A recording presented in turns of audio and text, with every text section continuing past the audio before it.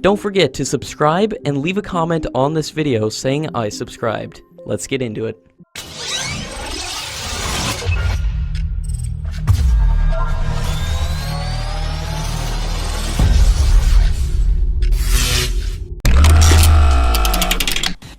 According to latest reports, Dynamatic Technologies has launched the main fuselage assembly of the Tejas light combat aircraft for Hindustan Aeronautics Limited, and this is a major milestone in the Make in India initiative, as the unique public-private partnership has successfully implemented its association.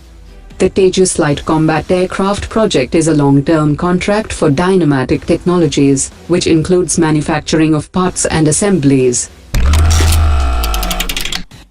The Cabinet Committee on Security had recently approved the procurement of 464 T-90MS tanks for $1.9 billion from Russia, but it is unlikely that the Ministry of Defense will sign a contract unless Russia agrees to boost the local industrial cooperation for the tanks. The T-90MS are to be produced by the Heavy Vehicles Factory under license from the Russian original equipment manufacturer, and India wants Russia to increase the local production from 40% to 80%.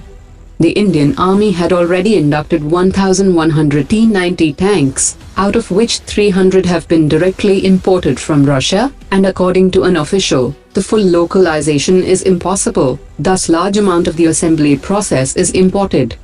The official also added that the ordnance factory does not produce the engines or transmissions, which are approximately 40% of the cost of a T-90 tank. Due to the lack of strong technology transfer in the deal, this venture will prove expensive because it does not cover upgrades and life cycle support. As part of their expanding strategic partnership, India and France are all set to hold their largest joint naval exercise till date. The two countries will be deploying their aircraft carriers with Mig-29K and Rafale-M fighter jets, and other frontline ships and nuclear submarines for the major exercise, which will include intensive dual-carrier task group operations and anti-submarine maneuvers.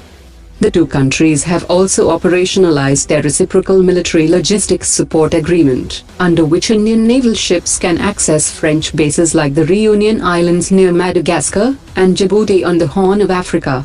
India and France are also working to implement their action-oriented joint strategic vision for cooperation in the Indian Ocean region, which was finalized in March 2018.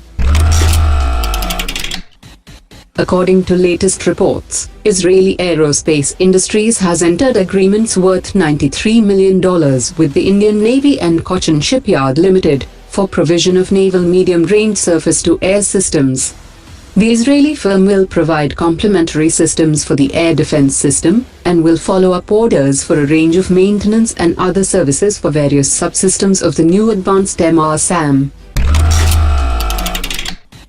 The Intermediate Jet Trainer project, which had been in cold storage for the last few years, is once again on track, as the aircraft took to the skies yesterday.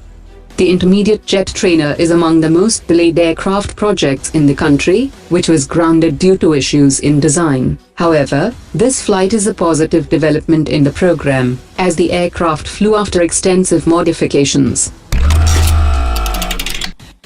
Lockheed's Vice President for Strategy and Business Development has said that while it is inappropriate to compare specific capabilities, the F-21 will give the Indian Air Force a significant edge with greater standoff capability, greater power with less fuel burn, and network data linking capabilities across all platforms.